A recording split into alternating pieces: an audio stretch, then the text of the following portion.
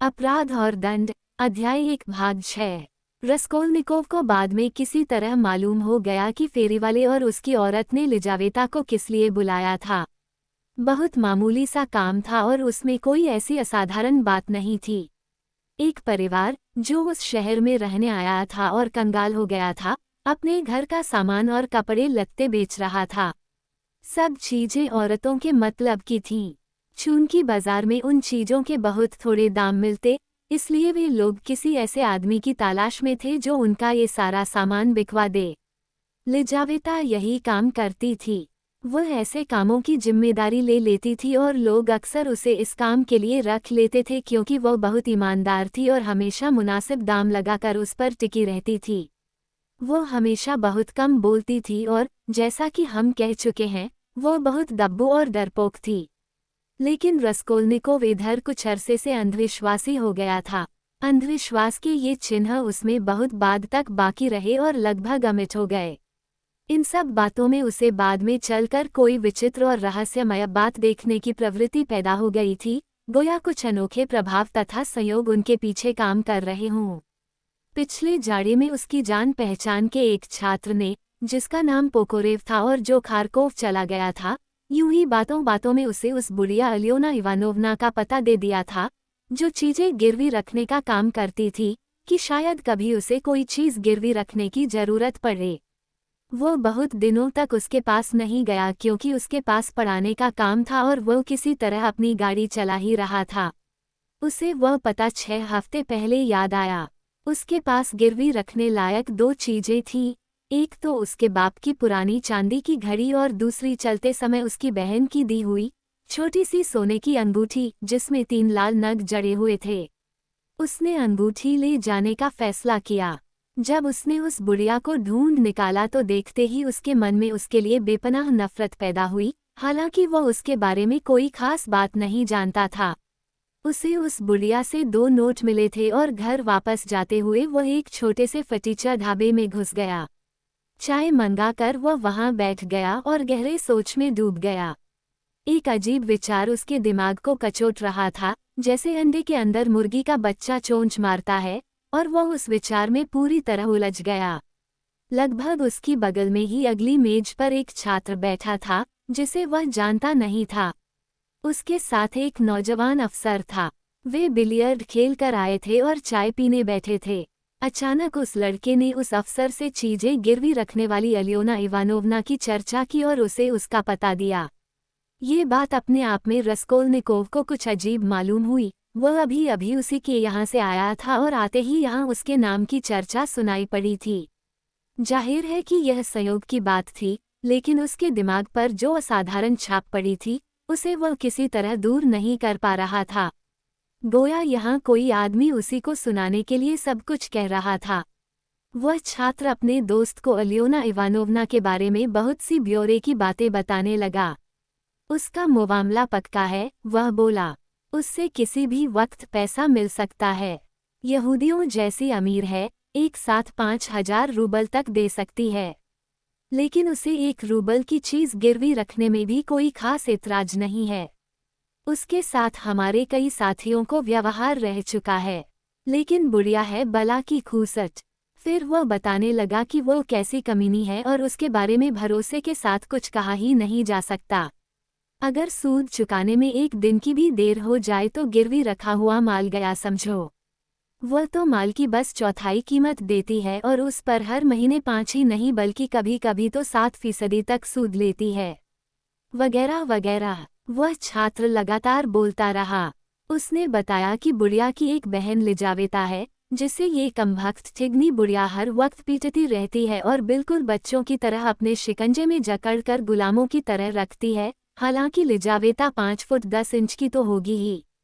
बिल्कुल बच्ची चीज है वह, छात्र ने ऊंचे स्वर में कहा और हंस पड़ा। वे लिजावेता के बारे में बातें करने लगे। छात्र उसकी बातें खास चटखरा लेकर कर रहा था और लगातार हंसे जा रहा था। अफसर उसकी बातें बड़ी दिलचस्पी से सुन रहा था। छात्र से उसने कहा कि लिजावेता को कुछ कपड़ों की मरम्मत के लिए उसके पास भेज दे। रस्कोल्निकोव एक शब्द भी सुनने से नहीं चूका और उसके बारे में सब कुछ जान लिया।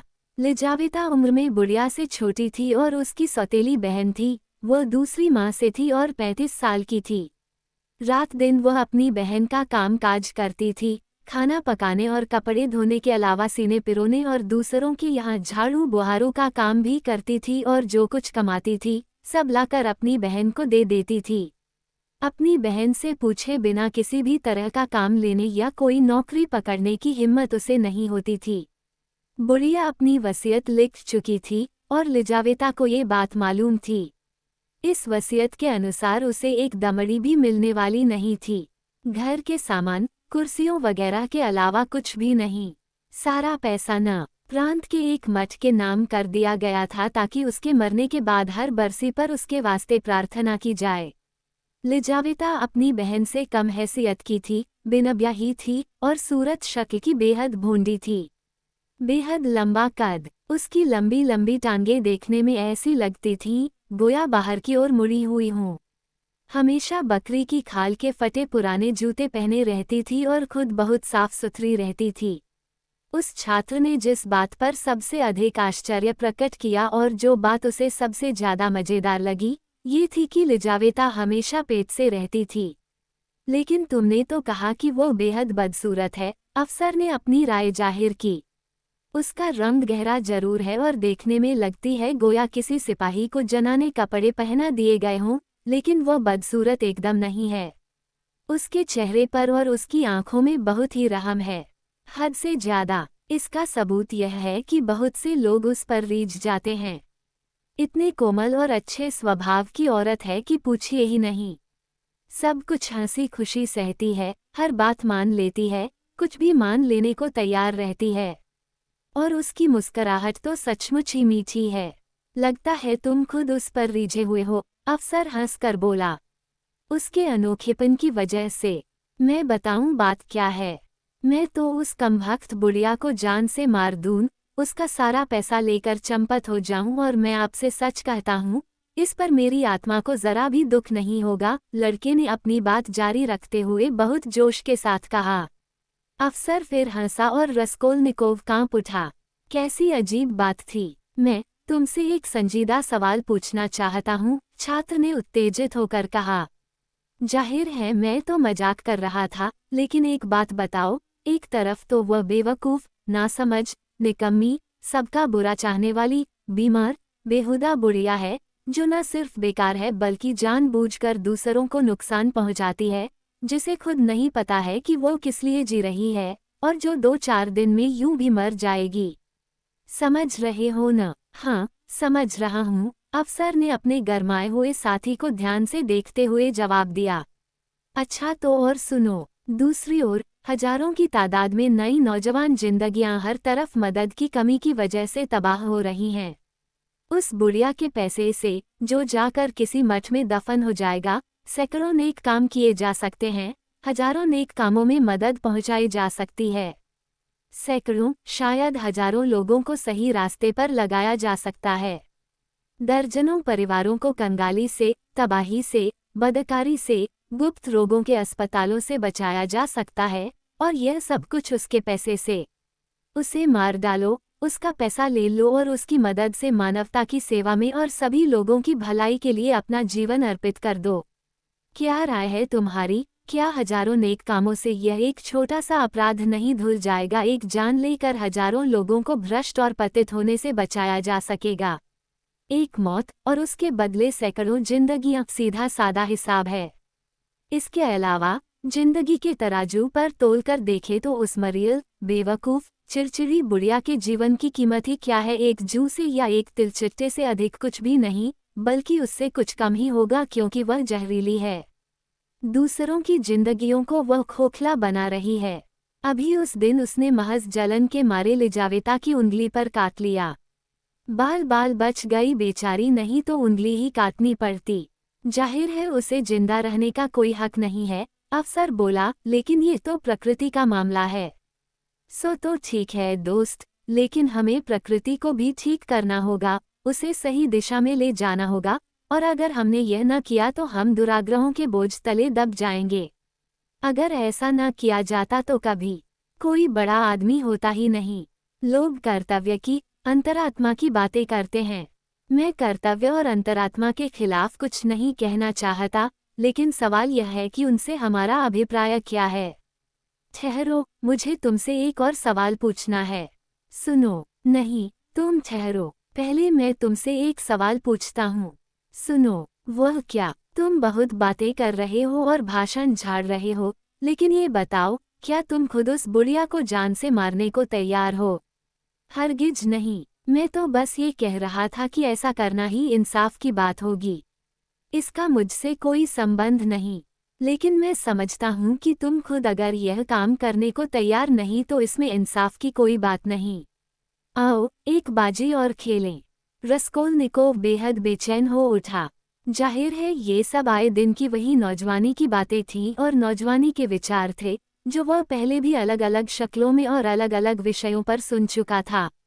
लेकिन ये संयोग क्यों हुआ कि इस तरह की बातचीत और इस तरह के विचार उसे ठीक उसी पल सुनने को मिले, जब खुद उसके दिमाग में ठीक वही विचार पनप रहे थे। और ऐसा क्यों था कि जब वह उस बुढ़िया के यहाँ से अपने इस विचार का अंकुर लेकर आया, ठीक उसी पल उसे उसके बारे में बातचीत सुनने का संयोग हुआ था। ये संयोग उसे हमेशा बहुत विचित्र लगता था। बाद में चलकर उसने जो कुछ किया उस पर ढाबे की इस मामूली बातचीत का बहुत गहरा असर पड़ा। गोया उसमें सचमुच कोई मार्गदर्शक संकेत था, कुछ ऐसा था जो पूर्व निर्धारित था। भूसामंडी से लौटकर वह सीधा सोफे पर ढेर हो गया और घंटे भर तक बिना हिले डुले वहीं बैठा रहा। इसी बीच अंधेरा हो गया।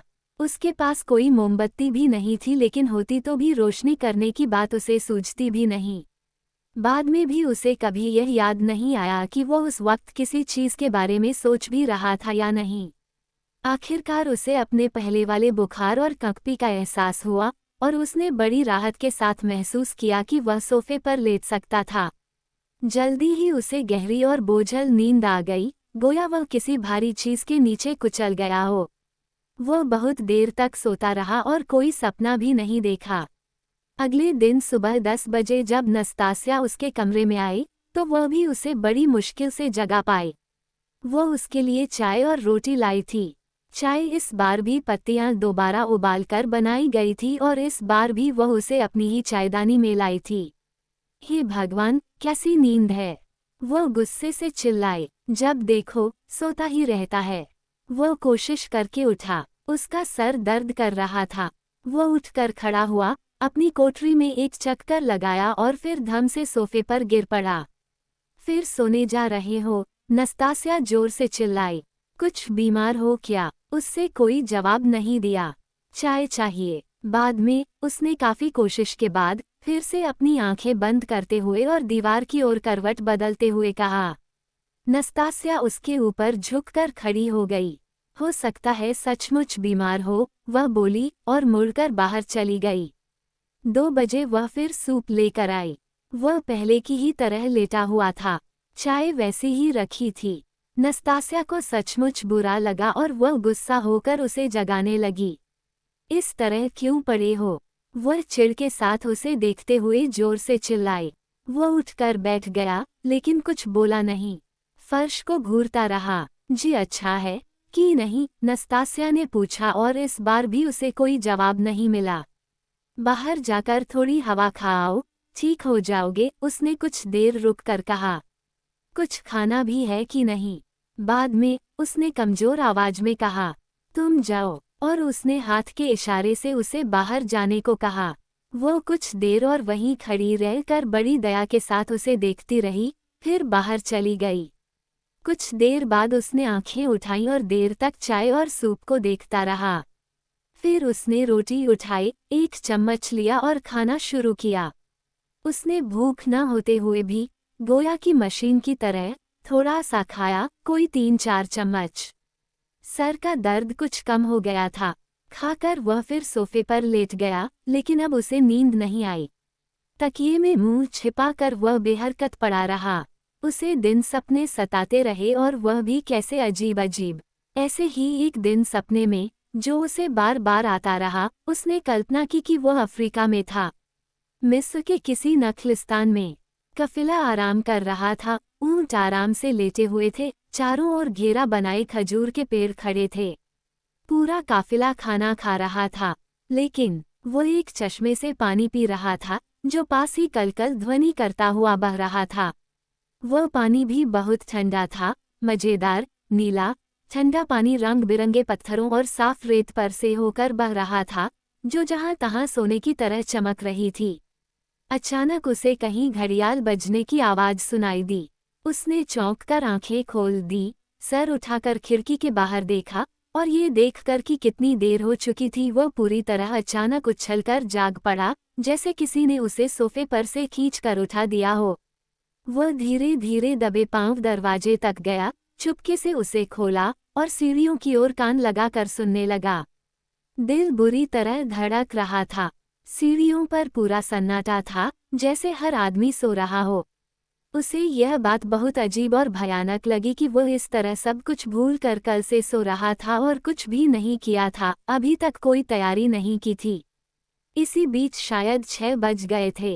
ऊँघते रहने और कुछ भी किए बिना पड़े रहने के बाद उस पर एक असाधारण, तूफानी, जुनून वाला, जल्दबाजी का दौरा पड़ा। लेकिन तैयारियां कुछ ज्यादा नहीं करनी थीं। उसने अपनी सारी शक्तियां हर चीज के बारे में सोचने और कुछ भी न भूलने पर केंद्रित कर दी। दिल इतनी बुरी तरह धड़कता रहा कि उसके लिए सांस लेना भी मुश्किल हो गया। पहले तो उसे एक फंदा बनाकर अपने ओवरकोट के अंदर सी लेना था। ये पल भर का काम था। उसने अपने तकिए के नीचे हर चीज को उलट पुलट कर देखा और उसके नीचे ठूसे हुए कपड़ों में से उसने एक फटी हुई, पुरानी मैली कमीज निकाली। उसके चिथड़ों में से उसने एक लंबी सी धज्जी फाड़ी, कोई 2-3 इंच चौड़ी और लगभग 16 इंच लंबी।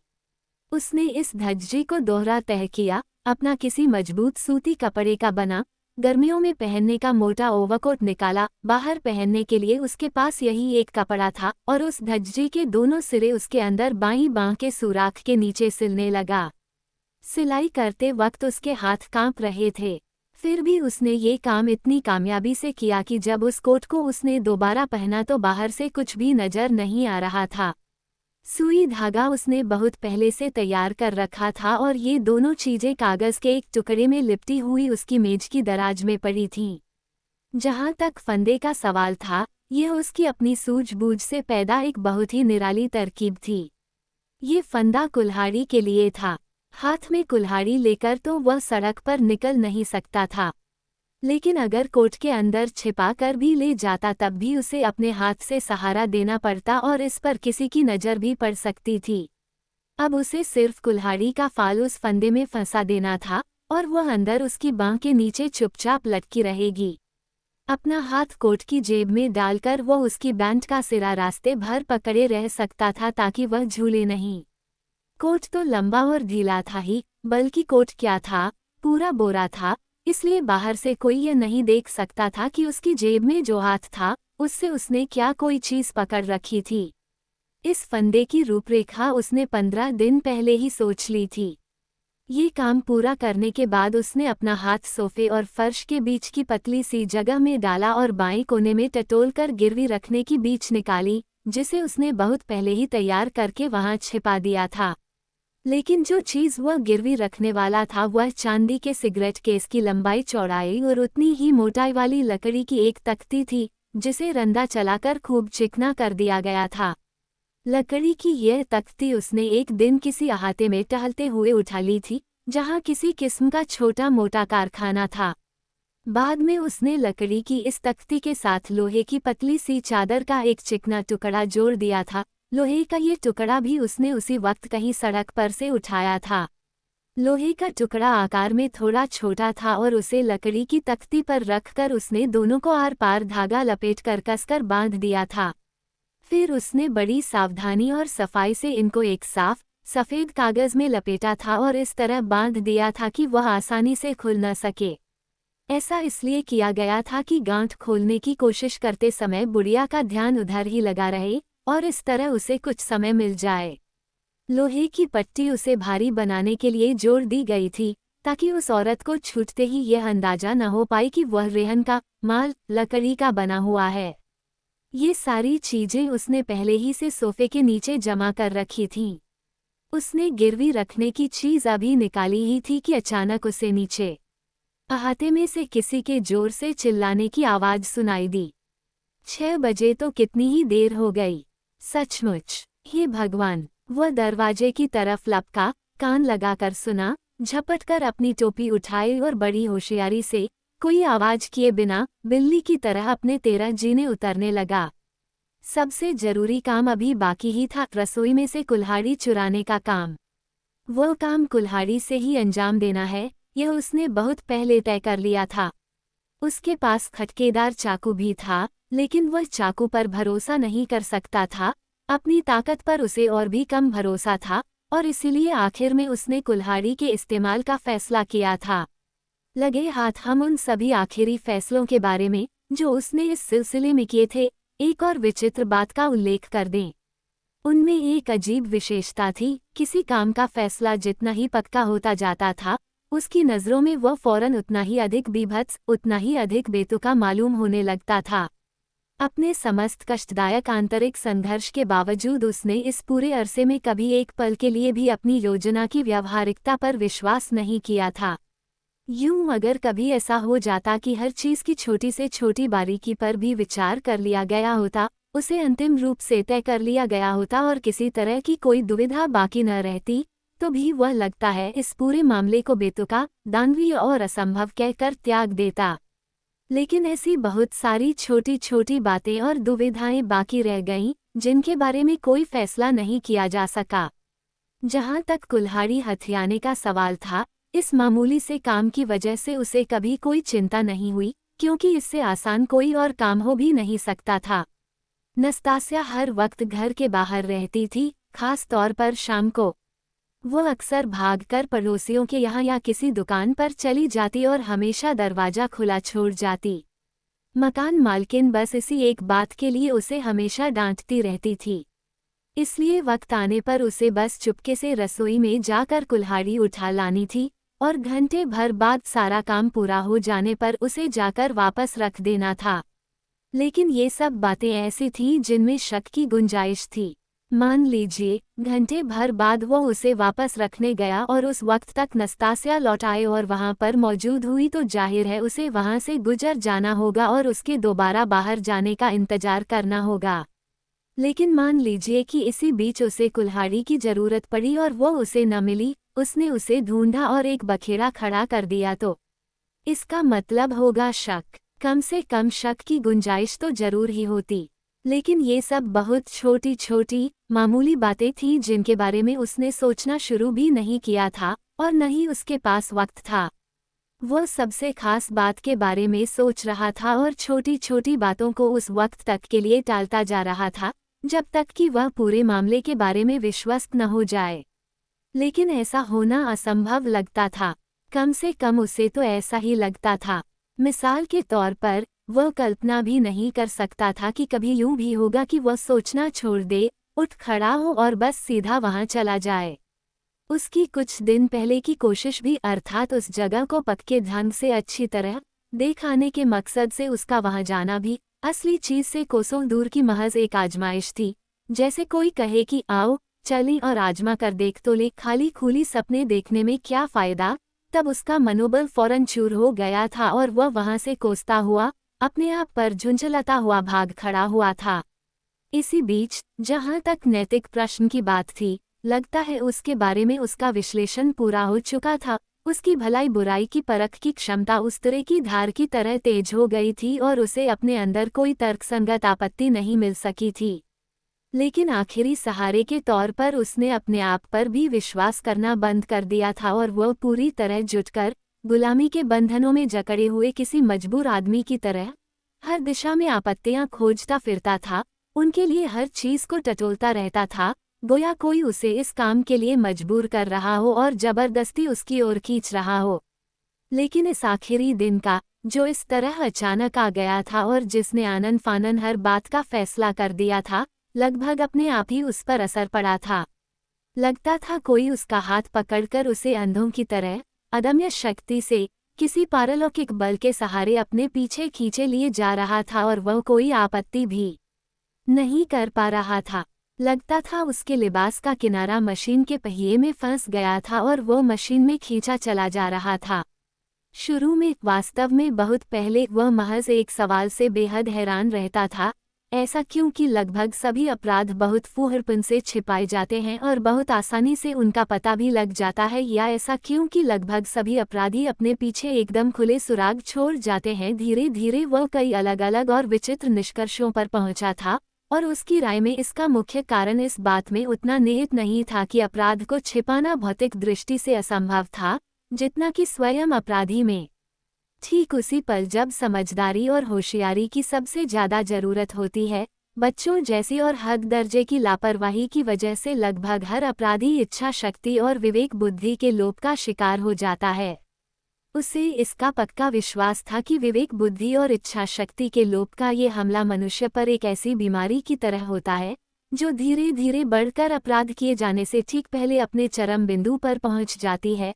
अपराध के पल में और अलग अलग मिसालों में उसके बाद भी अधिक या कम समय तक उतनी ही उग्रता से जारी रहती है, और फिर किसी भी दूसरी बीमारी की तरह धीरे धीरे ठीक हो जाती है। अभी तक वह इस सवाल का जवाब देने की क्षमता अपने अंदर महसूस नहीं करता था कि वह बीमारी अपराध को जन्म देती है या स्वयं अपराध के विशिष्ट लक्षण के कारण उसके साथ ही बीमारी के कुछ लक्षण भी पाए जाते हैं। जब वह इन नतीजों पर पहुंच चुका तो उसने फैसला किया कि उसके अपने मामले में इस तरह की विकार से पैदा उथल पुथल नहीं होगी। अपनी योजना पूरी करते समय उसकी विवेक बुद्धि तथा इच्छा शक्ति केवल इस कारण ज्यों की त्यों बनी रहेगी कि उसकी योजना अपराध नहीं थी। हम उस पूरी प्रक्रिया को अभी छोड़ देंगे जिसके जरिए वह इस अंतिम निर्णय तक पहुंचा था। हम यूं भी जरूरत से ज्यादा आगे निकल आए हैं। हम केवल इतना और बता दें कि उसके दिमाग में इस मामले की व्यावहारिक और शुद्ध रूप से भौतिक कठिनाइयों का बस एक गौण स्थान था।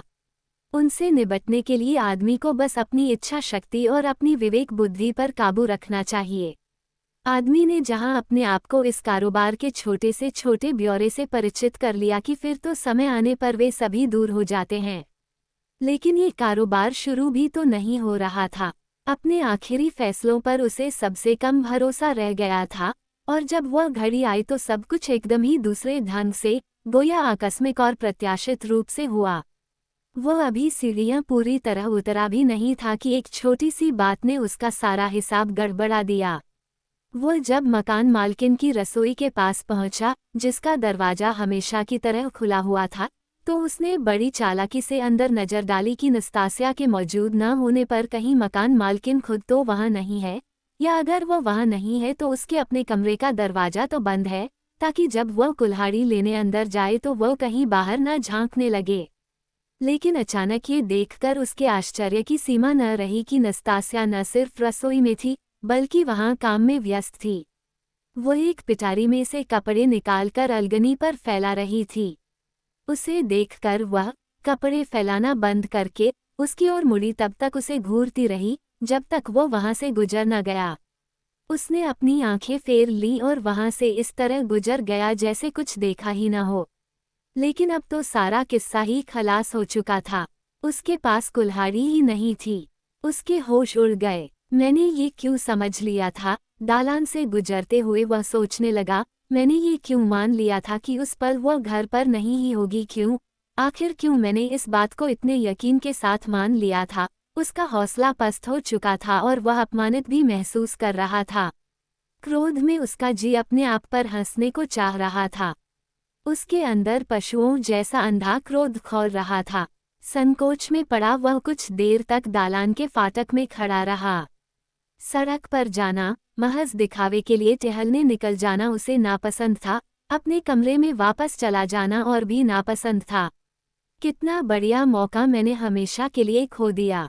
दरबान की छोटी सी अंधेरी कोठरी के ठीक सामने फाटक के बीच में बेमकसद खड़े खड़े वह बुदबुदाया। कोठरी का दरवाजा भी खुला हुआ था। अचानक वह चौंक पड़ा। उससे 2 कदम की दूरी पर दरबान की कोठरी में दाहिनी तरफ बेंच के नीचे किसी चमकती हुई चीज पर उसकी नजर पड़ी। उसने अपने चारों ओर देखा, कोई नहीं था। पंजों के बल चलता हुआ कोठरी तक गया, 2 कदम उसके अंदर घुसा और दबी जबान से दरबान को पुकारा। हाँ, घर पर नहीं है, लेकिन कहीं पास ही होगा अहाते में, क्योंकि दरवाजा पूरा खुला हुआ है। वह कुल्हाड़ी की ओर झपटा। वह कुल्हाड़ी ही थी और उसे बेंच के नीचे से खींचकर निकाला जहां वह दो चैलों के बीच पड़ी हुई थी। कोठरी से बाहर निकलने से पहले उसने जल्दी से उसे फंदे में अटका लिया, दोनों हाथ अपनी जेबों में डाले और कोठरी के बाहर चला गया। किसी ने उसे देखा नहीं था। जब अक्ल काम नहीं करती तो शैतान काम करता है, उसने अजीब सी मुस्कुराहट के साथ सोचा। इस संयोग से उसका हौसला बेहद बढ़ गया। वह शांत भाव से, कोई जल्दी किए बिना, चुपचाप चलता रहा ताकि किसी को शक न हो। वह आसपास से गुजरने वालों को भी कम ही देख रहा था। वह उनके चेहरों को देखने से कतराने की कोशिश कर रहा था और इस बात की भी कि जहां तक हो सके खुद उसकी ओर दूसरों का ध्यान कम से कम जाए। अचानक उसे अपने हेड का ख्याल आया। लानत है, अभी परसों मेरे पास पैसे थे और उनसे पहनने के लिए मैंने एक टोपी भी नहीं खरीदी। उसकी आत्मा की गहराई से एक गाली निकली। एक दुकान के अंदर कनखियों से देखते हुए एक दीवार घड़ी पर उसकी नज़र पड़ी। वह 7:10 का समय बता रही थी।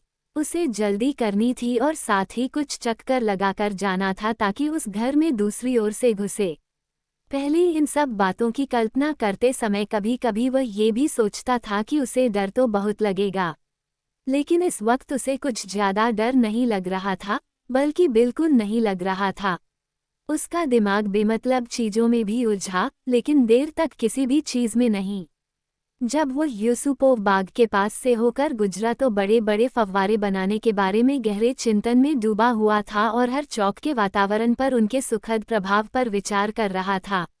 धीरे धीरे उसे विश्वास होता गया कि इस ग्रीष्म उद्यान को बढ़ाकर अगर माज मैदान तक फैला दिया जाए और शायद मिखाइलोवस्की शाही बाग से जोड़ दिया जाए तो बहुत ही शानदार बात होगी और उससे पूरे शहर में बहुत फायदा होगा।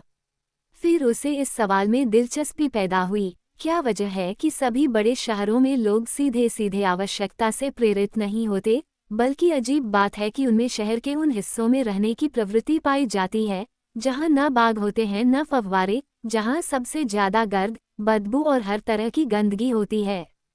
फिर उसे किसी जमाने में भूसामंडी से होकर खुद अपने गुजरने की याद आई और एक क्षण के लिए सारी वास्तविकता उसके सामने आ गई, जैसे वह अचानक जाग पड़ा हो। क्या बकवास है, उसने सोचा। इससे तो बेहतर है किसी बारे में सोचो ही नहीं। इसी तरह शायद जब लोगों को फांसी के तख्ते की ओर ले जाते हैं तो अपने दिमाग में वे रास्ते में आने वाली हर चीज को मजबूती से पकड़ लेने की कोशिश करते हैं। उसके दिमाग में यह विचार कौंधा, लेकिन केवल कौंधा, बिजली की तरह। उसने जल्दी से इस विचार को अपने दिमाग से निकाल दिया। अब वो बिल्कुल पास पहुंच गया था। ये रहा घर, ये रहा फाटक। अचानक कहीं घड़ियाल ने 1 घंटा बजाया। क्या 7:30 बज गए? नामुमकिन घड़ी तेज होगी। किस्मत ने एक बार फिर उसका साथ दिया। फाटक पर कोई अड़चन नहीं हुई। गोया खास उसी की सुविधा के लिए ठीक उसी पल भूसे से लदी एक बड़ी सी गाड़ी फाटक के अंदर आई, जिसने उसे फाटक के दर से गुजरते समय पूरी तरह अपनी आड़ में ले लिया। फिर गाड़ी अभी अहाते में पहुंची भी नहीं कि पलक झपकते वह दाहिनी ओर को हो लिया। गाड़ी की दूसरी ओर उसे चिल्लाने और झगड़ने को आवाजें सुनाई दे रही थीं, लेकिन किसी ने न तो उसे देखा और न ही कोई उसको मिला। बड़े से चौकोर दालान के सामने वाली बहुत सी खिड़कियां उस समय खुली हुई थीं, लेकिन उसने सिर उठाकर देखा तक नहीं। उसमें इतनी ताकत भी नहीं थी। बुढ़िया के कमरे को जाने वाली सीढ़ियां पास ही थीं, फाटक के पल्ले से ठीक दाहिनी ओर। वह सीढ़ियों पर पहुंच चुका था। एक लंबी सांस खींचकर, धड़कते हुए दिल पर हाथ रखकर, कुल्हाड़ी को एक बार फिर टटोल कर देखने और उसे सीधी कर लेने के बाद धीरे धीरे और बड़ी सावधानी से, लगातार कान लगाकर सुनते हुए, उसने सीढ़ियां चढ़ना शुरू किया। लेकिन सीढ़ियों पर भी पूरा पूरा सन्नाटा था।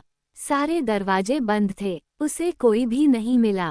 पहली मंजिल पर अलबत्ता एक फ्लैट का दरवाजा पूरा खुला हुआ था और पुताई मजदूर वहां काम कर रहे थे, लेकिन उन्होंने उसकी ओर देखा तक नहीं।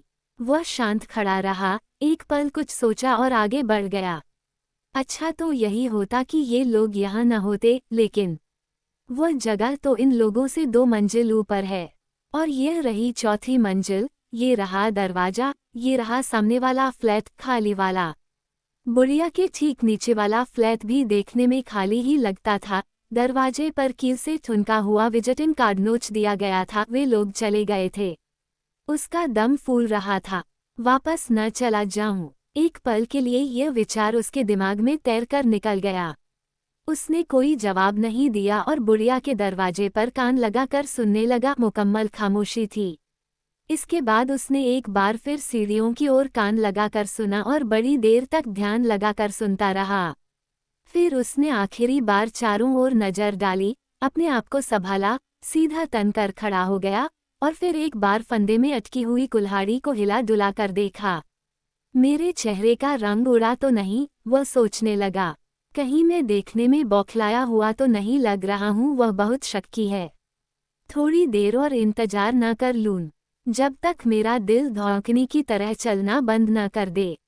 लेकिन उसका दिल उसी तरह धड़कता रहा। नहीं, गोया कि उसे चिढ़ाने के लिए उसकी धड़कन और भी तेज हो गई। वह अब और अधिक सहन नहीं कर सकता था। उसने धीरे से घंटी की ओर हाथ बढ़ाया और उसे बजाया। आधे मिनट बाद उसने फिर घंटी बजाई, इस बार और भी जोर से। कोई जवाब नहीं। घंटी बजाते रहना बेकार भी था और इसका कोई तुक भी नहीं था। बुढ़िया घर पर तो थी, लेकिन वह शक्की थी और अकेली थी। रस्कोल्निकोव को उसकी आदतों का कुछ कुछ ज्ञान था। उसने एक बार फिर दरवाजे से अपना कान लगाया। या तो उसकी इंद्रियां विशेष रूप से सजग थीं, जिस बात को मानना जरा कठिन है, या आवाज सचमुच बहुत साफ थी। बहरहाल, अचानक उसने किसी के बड़ी सावधानी से ताले को छूने की और उसी दरवाजे के पास फ्राक की सरसराहट की आवाज सुनी। कोई चोरी से ताले के पास खड़ा हुआ था और ठीक उसी तरह जैसे वह बाहर खड़ा हुआ कर रहा था, कोई अंदर से छिपकर सुन रहा था। लगता था कि वह भी अपना कान दरवाजे से लगाए हुए है। वह जानबूझकर थोड़ा सा खिसका और ऊंची आवाज में कुछ बुदबुदाया ताकि यह न मालूम हो कि वह छिपा खड़ा है। फिर उसने तीसरी बार घंटी बजाई, पर धीरे से, गंभीरता से और जरा भी बेसब्री दिखाए बिना। बाद में याद करने पर वह पल उसके दिमाग में जीता जागता, एकदम साफ, हमेशा के लिए अंकित हो गया था। उसकी समझ में नहीं आता था कि उसमें इतना कायापन कहाँ से आ गया था, क्योंकि एक तरह से ऐसे पल बीच बीच में आते थे जब उसका दिमाग बिल्कुल धुंधला हो जाता था और अपने शरीर से वह एकदम बेखबर हो जाता था। एक पल बाद उसने कुंडी खोले जाने की आवाज सुनी।